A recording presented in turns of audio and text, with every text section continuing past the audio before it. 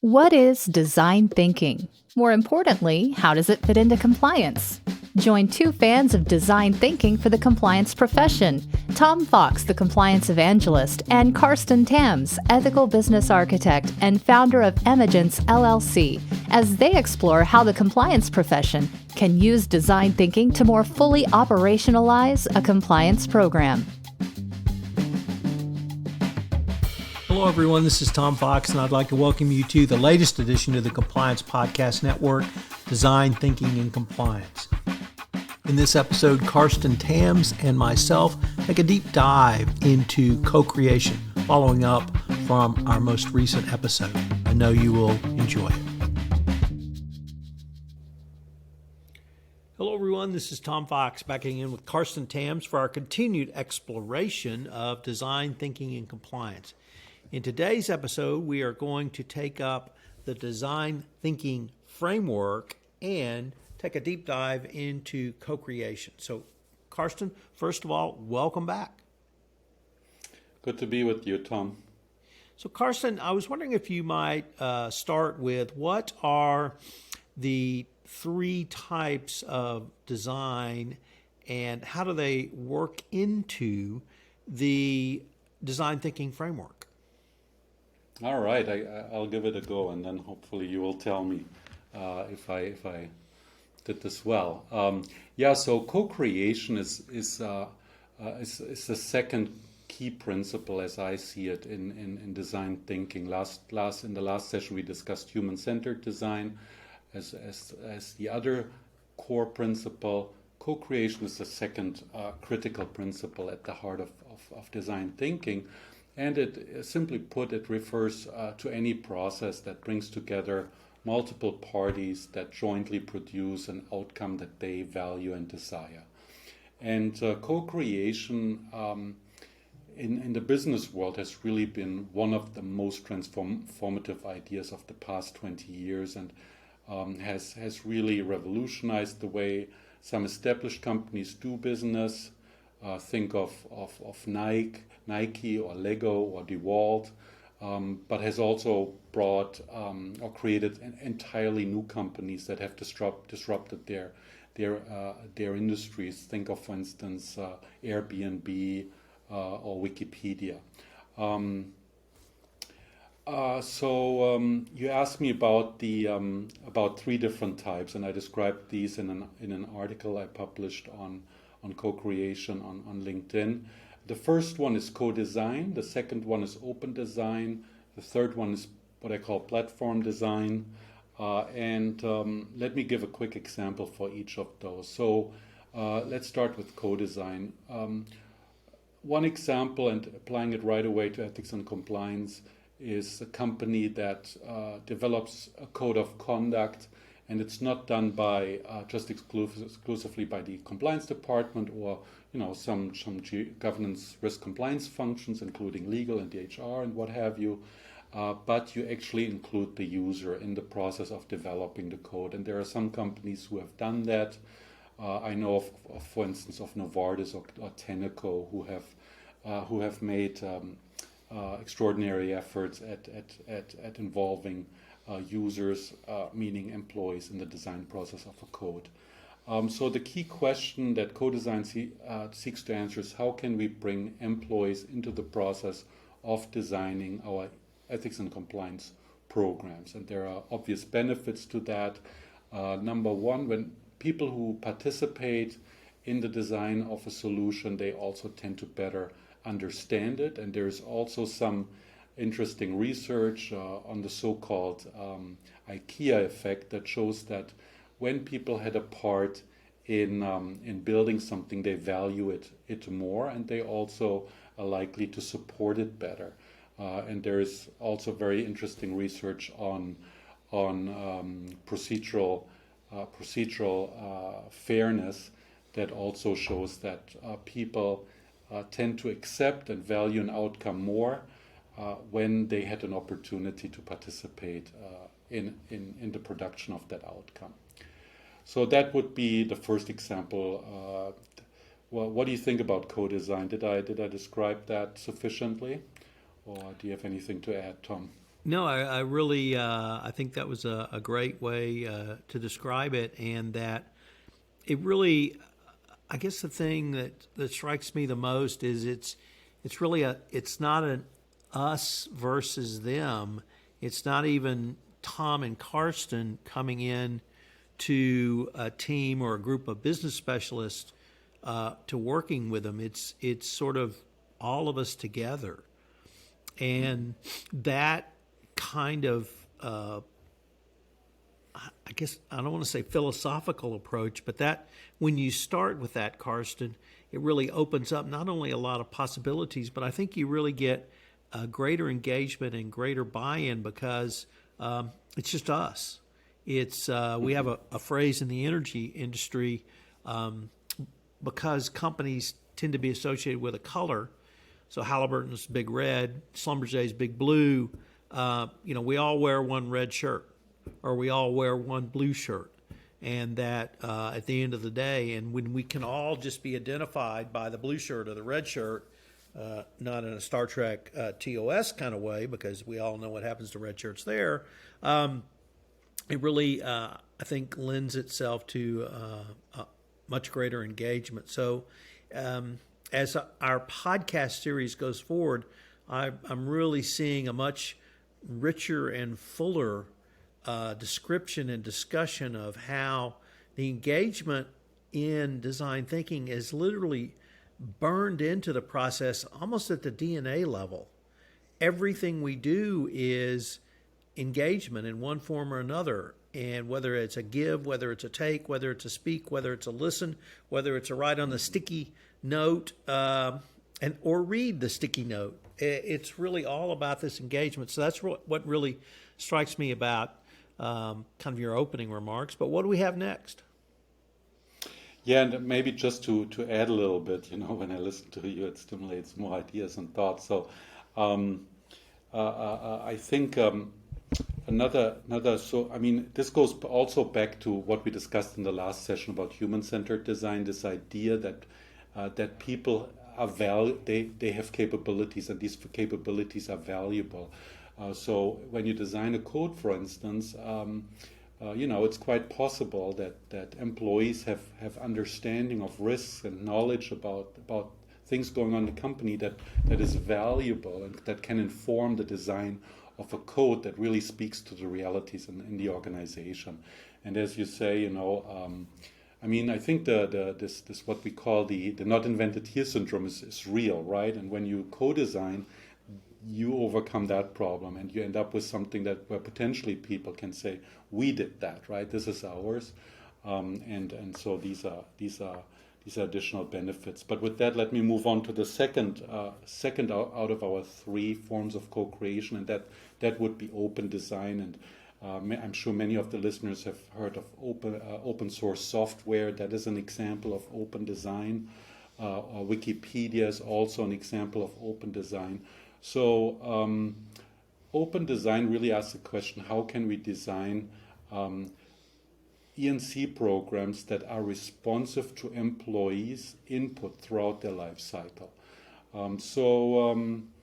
Let me try to come up with an example. Let's say you have an online code of conduct, to stick with that. And usually, you go online, you look at the code of conduct. Often it's a PDF document. Maybe it's an HTML based format. Now imagine you add a button that says, please make suggestions for improvements. All right, and the employee who reads on maybe inclusion, equity and inclusion, and diversity says, you know what, I think this could be worded better, or a section could be added. The society constantly moves on, the values shift of our employees. So this would be a way to open up the code of conduct to continuous input and feedback from employees. And of course, it would require that somebody looks at that, curates the suggestions, and says, yes, this we can implement. Maybe this needs to be refined, adopted, edited a little bit. But now you have opened your code of conduct for what we call user-generated content. So that's an example of open design. And the open design, I really like your analogy to open source software, because that's, as you said, something that many people are comfortable with. It also strikes me as, Carsten, is you're opening yourself up to the possibility of not simply new ideas, but an entirely different source, almost an open ethics Wikipedia, if you go that direction. I know you've spoke on before. Mm-hmm. Yeah, exactly. And I think it's the technologies are there. It's not that we relinquish control over the code of conduct if we open it up for continuous input from employees. We are still going to be, the person in the ethics compliance department is still going to be the editor in chief, if you will. But you open yourself up, for constant inflow for ideas. You create tool systems that are adaptive, that can learn. And I think that's what we want, throughout business, but also in the ethics and compliance field. So if we approach things too top down, we become very rigid, and this kind of this capability of learning and harnessing the cumulative intelligence of all the people we have in our organization, that is lost, really. Carsten, the third type of co-creation is platform design. Could you tell us a little bit about that form? Sure, and again, to start with an example, a classic example of a platform company would be Airbnb. So what makes that a platform company? So Airbnb completely disrupted the business of hospitality. It's not done by Airbnb the way it was done previously by many of the famous hotel chains that we all know. And does Airbnb, provide any of the essential services, products that are part of hospitality? Well, do they provide the real estate? Do they get the loan for the real estate? Do they design the rooms? Do they provide concierge services? Do they change the sheets, etc.? No, they don't do any of this. The service, the hospitality service, is really provided by someone like you and me. So all that Airbnb does is create a platform where providers and seekers, or people who demand hospitality services, can meet. And so the fascinating part of platforms is that they often allow us to tap into capabilities, into resources that were previously untapped. So everybody was sitting on an extra room in their apartment or in their house. That wasn't used, but now it can be. And we can apply platform thinking in a similar way to the field of ethics and compliance.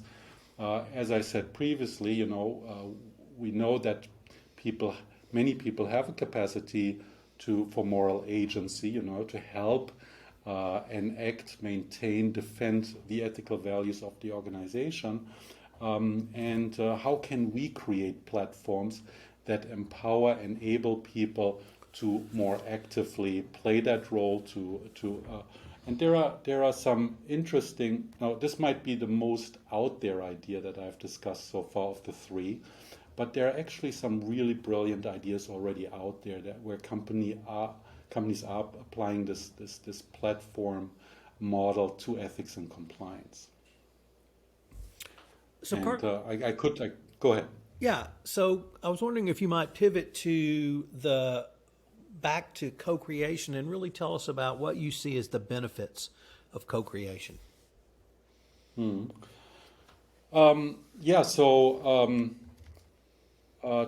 summarize, I would say number one, first of all, I always start with the assumption that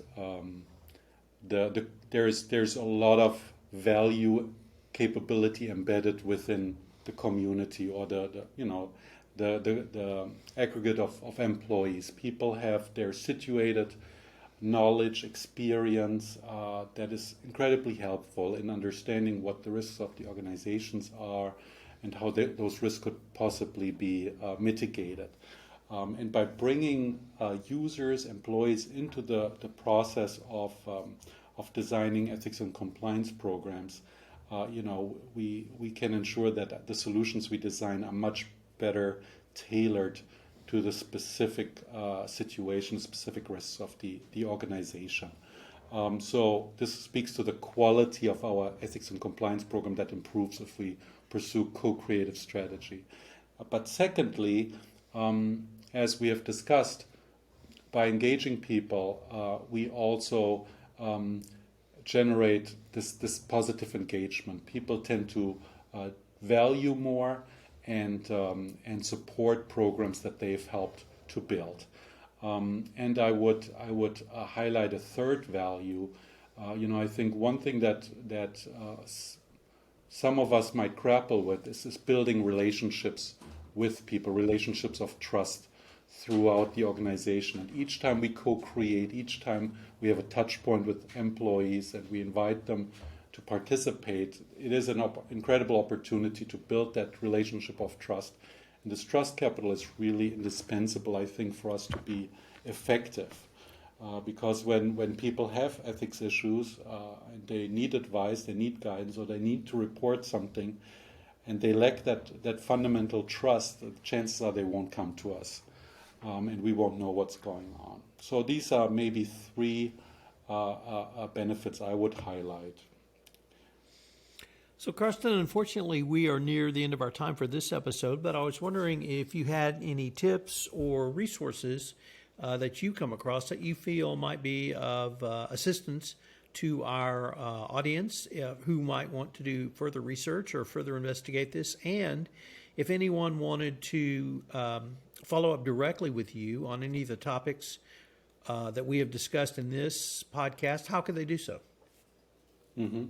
Okay, let me start with the reading tips again. And I want to highlight a piece that you wrote, Tom, called Design Thinking and Compliance, published on jdsupra.com. And it was, for me, a critical article because I believe it was the first that I ever saw that discussed design thinking as applied to compliance.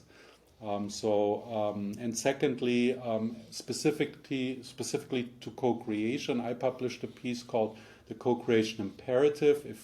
If you build it with them, they will engage. That was published in July on LinkedIn. I think Mary Gentile's book, Giving Voice to Values, also is very much in the spirit of co-creative ethics in organizations, and that is an incredibly valuable book to read. I would invite everybody to reach out to me. I think the easiest way of doing so is on LinkedIn. Please connect, and if you would like to discuss anything we've touched on here, I'd be happy to hear from you. Carsten, I'd also like to make an offer to our listeners. If anyone has any specific questions they'd like us to try and take up, please send them to Carsten or myself. We're both active on LinkedIn, and you can reach us through those profiles, but we'd love to engage with you. We are going to continue this series and see where we can take it. So if there's ideas or questions you have, please let us know. Carsten, I look forward to our next episode. Me too, Tom. This is Tom Fox. Thanks again for listening to this episode of Design Thinking and Compliance. Carsten and I have put together a package of resources for you if you'd like additional information on design thinking. They're all listed in the show notes. Also, if you have any questions, please contact Carsten or myself directly. Once again, our contact information is in the show notes. If you'd like something a little bit different, check out Effing Argentina, where with my co-host Greg Greenberg, we take up 11 tales of exasperation in modern American life. It's a little bit different, but it's a whole lot of fun. Also on the Compliance Podcast Network. Thanks for listening, and we look forward to visiting with you again.